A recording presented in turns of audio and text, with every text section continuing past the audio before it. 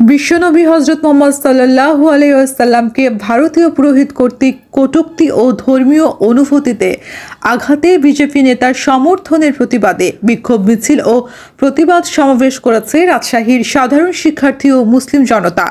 শুক্রবার জুম্মার নামাজ শেষে নগরীর 0 পয়েন্ট বড় মসজিদের সামনে থেকে বিক্ষোভ মিছিল শুরু হয়ে সোনাদিঘির মোড় হয়ে 0 পয়েন্টে এসে সমাবেশ অনুষ্ঠিত হয়। বক্তারা বলেন, কারো ধর্মীয় অনুভূতিতে আঘাত করা যাবে না এবং ভারতের মাইনরিটি মুসলিমদের ধর্মীয় স্বাধীনতা দিতে হবে।